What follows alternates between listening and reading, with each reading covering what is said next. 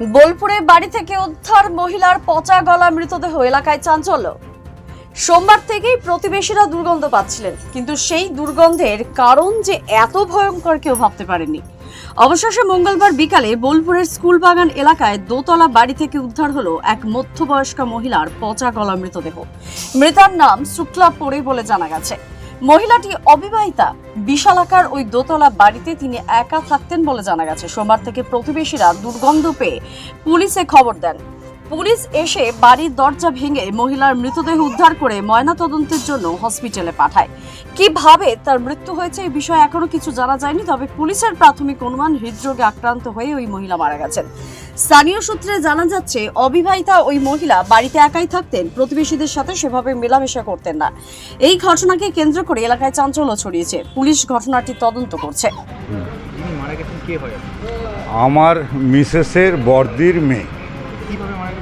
কিভাবে মারা গেছে আমি বলতে পারবো না। ঘরবন্দি বহুদিন ধরেই আছে, এবং উনি একা থাকতেই ভালোবাসতেন। উনি কি একাই থাকতেন? একাই থাকতেন। ছেলেপিলে কেউ নেই? না, ছেলেপিলে আছে। না, ওনার তো বিয়েই হয়নি, তো ছেলেপিলে কি থাকে? কিভাবে মারা গেছে বলুন? আমি কি করে বলবো বলুন, আমার সঙ্গে কোনো সম্পর্ক নেই। কি নাম ছিল ওনার? সোম শুক্লা পরে ওনার নাম ছিল। পরে দেহটা পাওয়া গেল বলতে এই মেয়েটি একাই থাকতো বাড়িতে।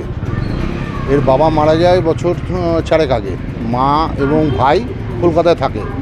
মেয়েটি স্বাভাবিক বলা যাবে না, এমনি সামাজিকও বলা যাবে না। কারোর সঙ্গে মিশতো না, কারোর সঙ্গে কথাও বলতো না, ঘরে কাউকে ঢুকতেও দিত না, এমনকি নিজের মাকে ভাইকেও ঢুকতে দিত না। তা এই যে দরজা বন্ধ হয়ে পড়ে আছে কদিন, সেটা আমাদের পক্ষে জানা সম্ভব নয়। এবং লাইটের বাড়িতে ডিসকানেকশন করা আছে দেখলাম আমরা, আজকে ঢুকে দেখতে পেলাম।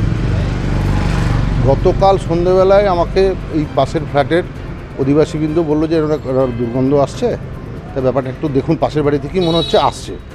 তো সঙ্গে সঙ্গে ওনার রিলেটিভ আত্মীয় থাকে আর কি জাম্বুনিতে, অসীমবাবু, মানে অসীম কুমার পাল, ব্যাংকে চাকরি করতেন, রিটায়ার করেছেন। ওনাকে আমরা খবর দিই যে আপনি ওনার ভাইকে এবং মাকে ফোন করে জানান এই ব্যাপার, এবং অ্যাজ আর্লি অ্যাজ পসিবল, মানে যত তাড়াতাড়ি সম্ভব ওনারা যেন চলে আসে। তো উনি বলেছেন যে সকালে গণদেবতার মধ্যেই চলে আসবে। তা আসতে একটু দেরি হলো দুপুরবেলা।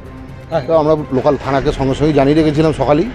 থানা এলো, থানায় এসে দরজা ভেঙে দেখা গেল ওনার দেহটা পড়ে আছে। বোলপুর থেকে বিশাল দাসের রিপোর্ট, দ্য সহজ পাঠ।